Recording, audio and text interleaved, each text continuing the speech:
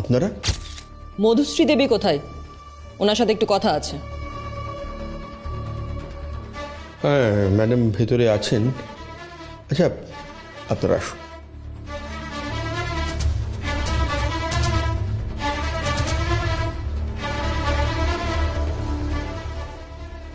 আসুন আসুন। রমাকান্ত, রমাকান্ত, আচ্ছা আপনারা এত রাতে এসেছেন? তদন্তের সময় আমাদের চোখে ঘুম থাকে না পুলকবাবু। রমাকান্ত, একবার ম্যাডামকে গিয়ে বলো যে ওরা ওর সঙ্গে দেখা করতে এসছে। ঠিক আছে, আপনারা বসুন। হ্যাঁ সলিতে প্লিজ বসুন, আপনি বসুন। হ্যাঁ প্লিজ বসুন, প্লিজ বসুন। ম্যাডাম স্নানে গেছেন। বাবা, এত রাতে কেউ স্নান করে নাকি? ম্যাডাম তো সারা বছর এই সময় স্নান করেন। তুমি ভেতরে যাও। বেশ। বলছিলাম পুলকবাবু, আমাদের আপনার সঙ্গে কিছু কথা ছিল। বলুন। পার্টির আগে আর বিনায়ক বাবুর ঘরের দরজা বন্ধ হয়েছে সেটা দেখা অবধি ঠিক কি কি হয়েছিল? আসলে আমি মনে হলো যে সকলে চলে যাওয়ার পর স্যার কি করছেন সে একবার দেখি। এসে দেখি যে এই সোফায় স্যার উপুর হয়ে আছেন।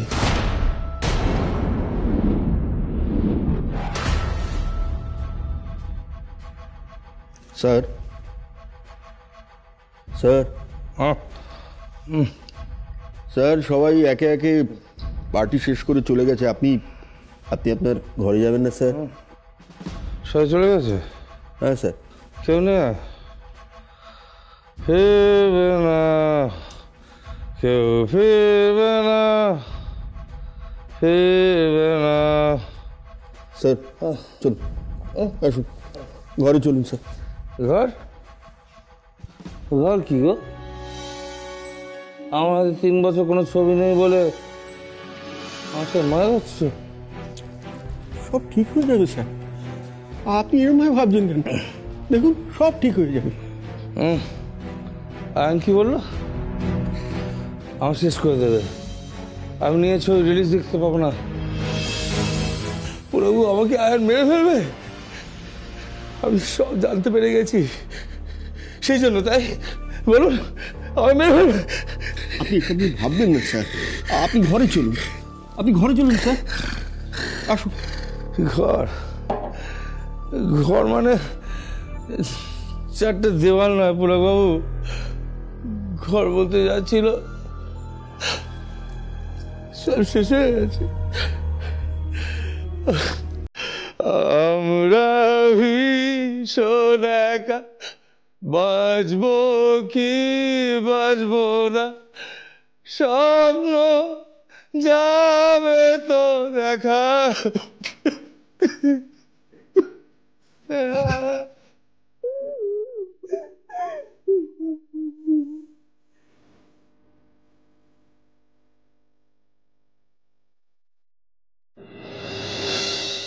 তখন কটা বাজে? আসলে আমি আগেই ঘুমিয়ে পড়েছিলাম, কিন্তু স্যারের ভাই এসে আমাকে বললেন এখানে নাকি খুব অশান্তি হচ্ছে। তখন কটা হবে, মানে সকলে চলে গেল এই 2টো, সোয়া 2টো নাগাদ, ধরুন এই 2:30 থেকে 3টের মধ্যে।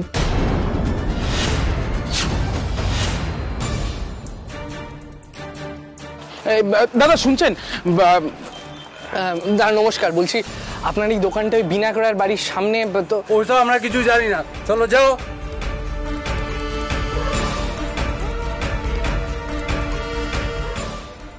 কেউই তো দিতে রাজি হচ্ছে না। আমরা কি পারবো না ফুটেজটা জোগাড় করতে? মঙ্গল, পারবো পারবো, পারতে আমাদের হবে।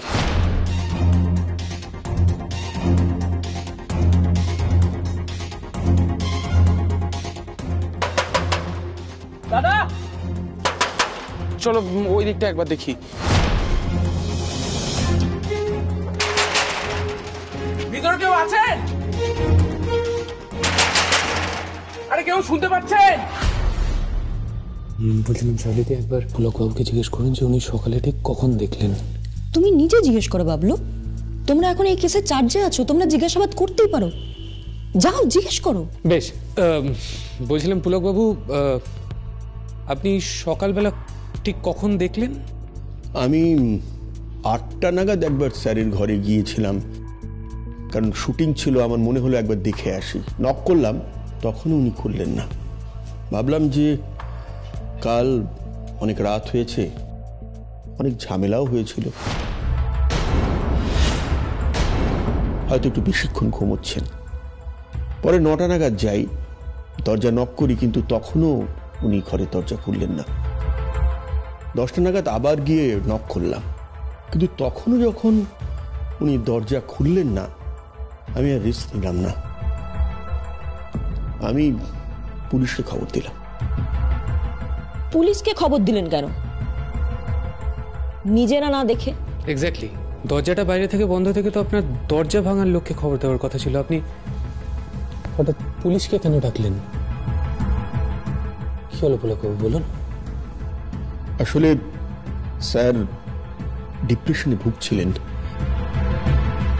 তাই মনে হলো কোনো রিস্ক না নিয়ে একেবারে পুলিশকেই খবরটা দেওয়া উচিত। ডিপ্রেশন?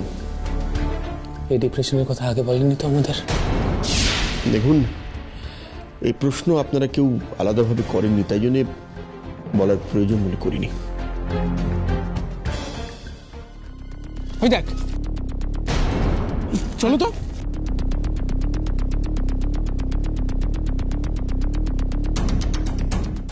আছে ভিতরে?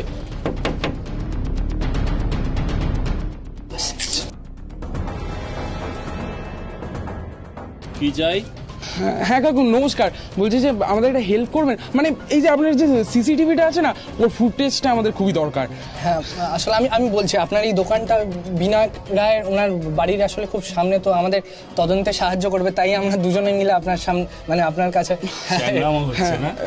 হ্যাঁ চ্যাংরামো হচ্ছে, দুজনে মিলে এখানে এসে তদন্ত করতে এসছো? মানে না আপনি একটু আপনার মনে হয় আমার ভুল। মদা এদিকে আয় তো একটু। আরে মানে আপনি ভুল বুঝছেন।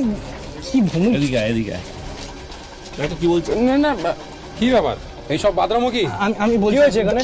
আরে মানে আমি আমি আমি উনি এইসব কি? বিলুদা, আমরা এখানে তদন্ত করতে এসেছি। নাক টিপলে দুধ বেরোবে বলছে নাকি তদন্ত করবে। দাদা দেখুন, আমাদের আসলে সিসিটিভি ফুটেজটা খুব দরকার। আপনি কি হয়েছে? দাঁড়া দেখাচ্ছি।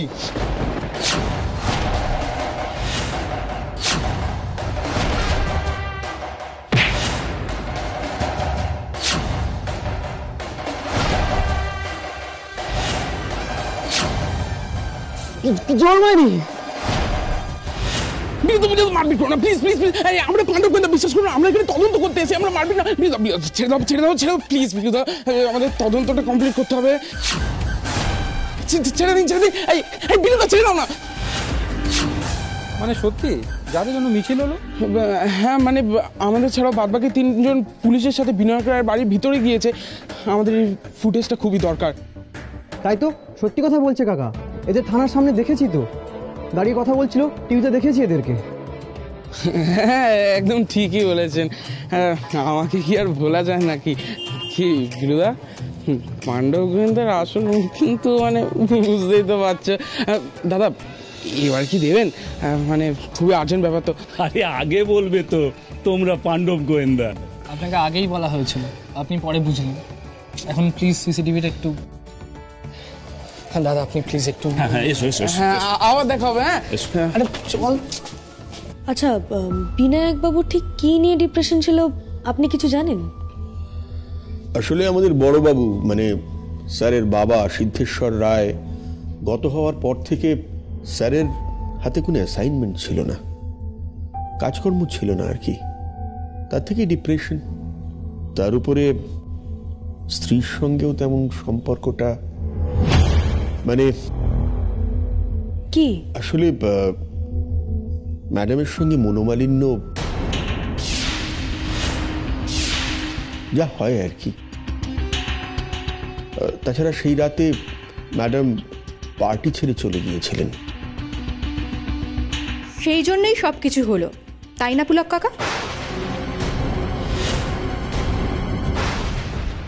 না আসলে মা লক্ষ্মী, আমি কিন্তু ঠিক সেটা। থাক, মা লক্ষ্মী নয়, ম্যাডামটাই ঠিক আছে।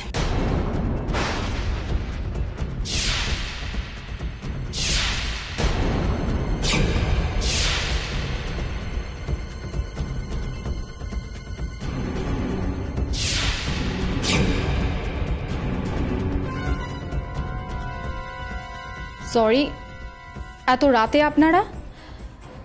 আমি খুব টায়ার্ড। আপনার সাথে কথা বলতে এসেছি। সব কিছুর একটা সময় আছে। আমার পক্ষে এত স্ট্রেস নেওয়া সম্ভব হচ্ছে না। আমার রাতে ঘুমানো দরকার। একদমই তাই, আমি আপনার সঙ্গে সহমত, কিন্তু সেদিন রাতে আপনি একদম ঘুমোননি। মানেটা কি? মানে নিজের বাড়ি ছেড়ে পার্টি থেকে বেরিয়ে আপনি ঠিক কোথায় গিয়েছিলেন? That's none of your business. It is our business Mrs Roy. আপনি একজন prime suspect. What do you mean? আপনি একটু শান্ত হন মধুশ্রী দেবী, এখন আপনাকে অনেক কথা বলতে হবে। এসব কি হচ্ছে? সেদিন রাত্রে, সরি ভোর রাত্রে আপনি এ বাড়িতে এসেছিলেন মধুশ্রী দেবী। ম্যাডাম? উনি পুলকবাবু। মানে কি? আমরা ফুটেজে দেখেছি সেদিন ভোর রাত্রে এই বাড়িতে যিনি এসেছিলেন তার পায়ে যে ট্যাটু ছিল আর আপনার পায়ে যে ট্যাটু, দুটো অবিকল এক।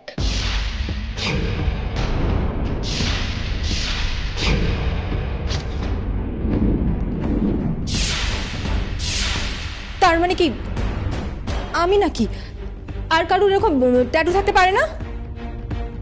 নিশ্চয়ই পারে, কিন্তু সেই ভোর রাতে আপনি বাড়ির চাবি দিয়ে দরজা খুলে অন্ধকারের মধ্যে বাড়িতে ঢুকে লিভিং রুম থেকে হেঁটে চলে গেলেন। সেটা একমাত্র উনিই করতে পারেন যিনি এই বাড়িটাকে খুব ভালো করে চেনেন। সবার পক্ষে এই কাজ করা সম্ভব নয় মধুশ্রী দেবী।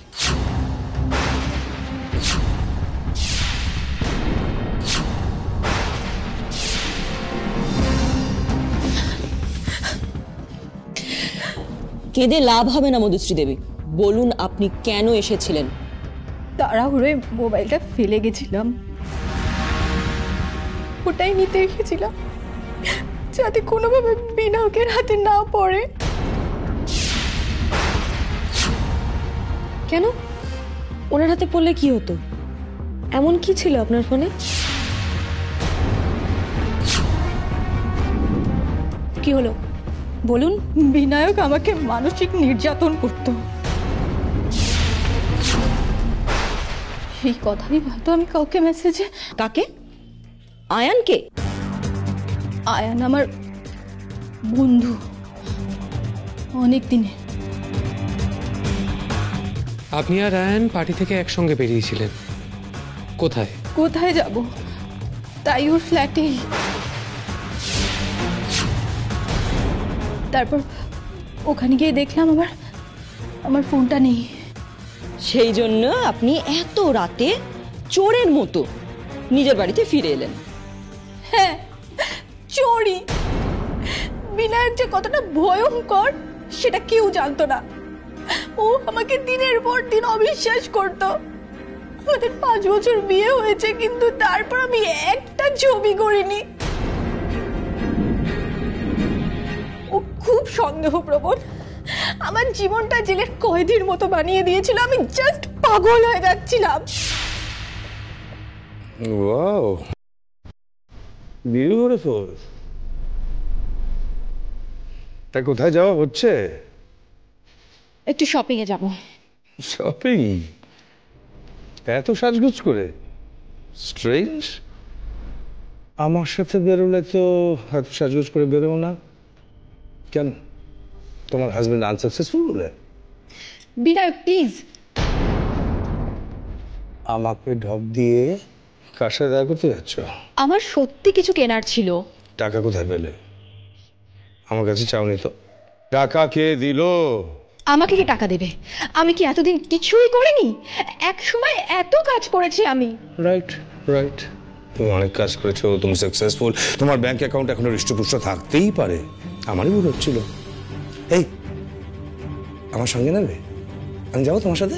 বিনায়ক, আমি কসমেটিক্স কিনবো, তুমি সঙ্গে গিয়ে কি করবে? তাছাড়া আমি ঘুরে ঘুরে শপিং করব, তুমি সঙ্গে থাকবে, লজ্জা করবে। লজ্জা করবে না? আজকে আমার সাথে বেরোতে তোমার লজ্জা করবে। আর একদিন তুমি বলেছিলে আমি তোমার অহংকার, আমার সাকসেসে তুমি প্রাইড বোধ করো, আমার স্ত্রী হয়ে তুমি গর্বিনী। এসব বাইক টিভি চ্যানেলকে তুমি বারবার দিয়েছো। আর আজকে তোমার তোমার লজ্জা করবে না? কারণ 3 বছর আমার হাতে কাজ নেই, লোকজন হাসবে, তাই তোমার লজ্জা করবে। বিনায়ক, তুমি সব কথার উল্টো কথা ধরো। আমি সব জানি, তুমি আমাকে ঢপ দিয়ে কার সাথে কোথায় যাচ্ছ আমি সব জানি। বিনায়ক প্লিজ, তুমি কিন্তু আমাকে অযথা সন্দেহ করছো। আমার যা করার আমি তাই করতে পারি। পারো না, আমি করতে দেব না। দেখি তুমি কি করে আমার হাত ছাড়িয়ে যেতে পারো। লাগছে, প্লিজ ছাড়ো। আমার ছোঁয়াতে তোমার অসহ্য লাগবেই এখন। যার ছোঁয়া ভালো লাগে তার সাথে তো দেখা করতে যাচ্ছি রে। বিনায়ক, পাগলামি বন্ধ করো, ছাড়ো। না, ছাড়বো না। দেখি তুমি কি করতে পারো।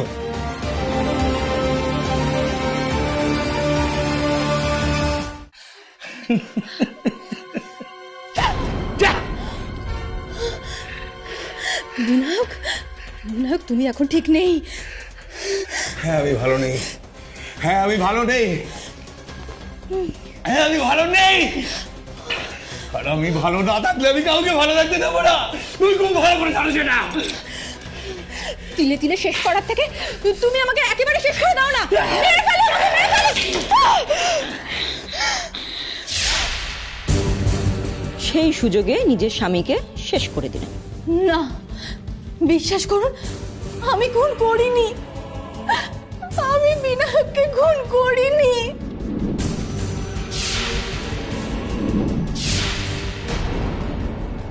বাবলুদা, আমরা ফুটেজ পেয়ে গেছি।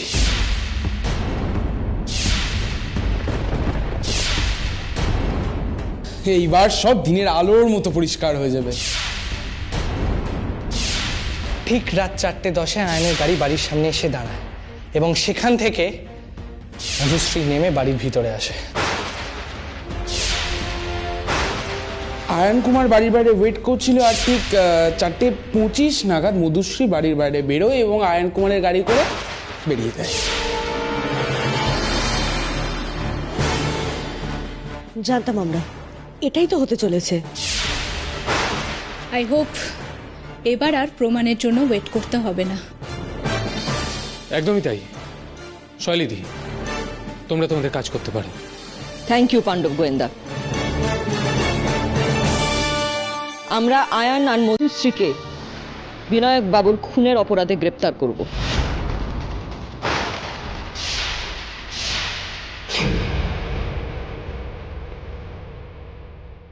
ইয়েস শৈলীদি, ওদের মোটিভের কোনো অভাব নেই আর এফিসিয়েন্সিরও অভাব নেই বলেই আমার মনে হয়। কারণ mister ion Mitra was a student of medical science, তাই কোন কেমিক্যালটি কতক্ষণে রিয়াক্ট করে সেটা মিস্টার আয়ন মিত্রর একদম গ্রিপে।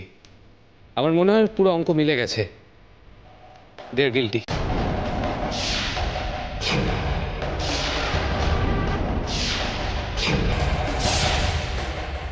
না, আমি খুন করিনি। আমরা কিচ্ছু করিনি।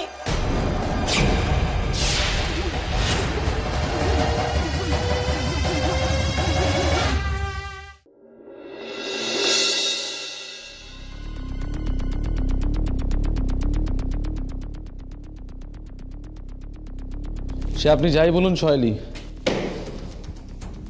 পুলিশ ডিপার্টমেন্টকে তো একেবারে ছেলে খেলা বানিয়ে রেখে দিলেন। কমিশনারের অর্ডার আছে, আপনি জানেন না? আরে জানি জানি জানি, সবটা জানি, কিন্তু কিছু কিছু সিচুয়েশন নিজেদেরকে হ্যান্ডেল করতে হয়।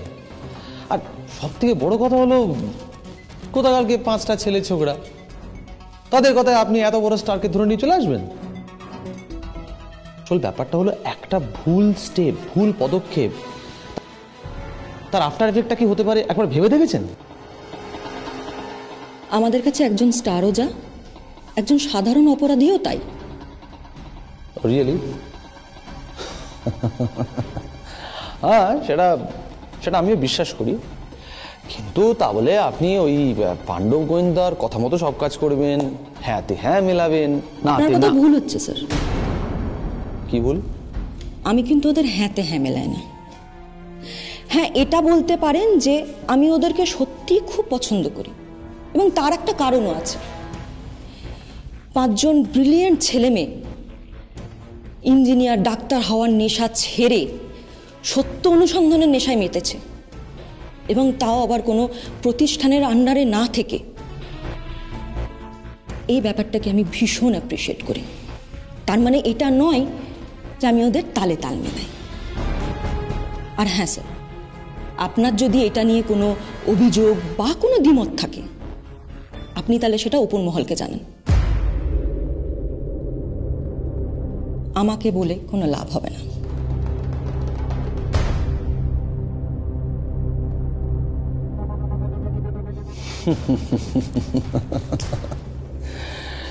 কিসে লাভ আর কিসে ক্ষতি হবে সেটা কুণাল বাসু খুব ভালো করে জানে। তবে একটা ব্লান্ডার হতে চলেছে, সামলে নেবো, আমি সামলে নেবো, আমি শেষ থেকে ছাড়বো।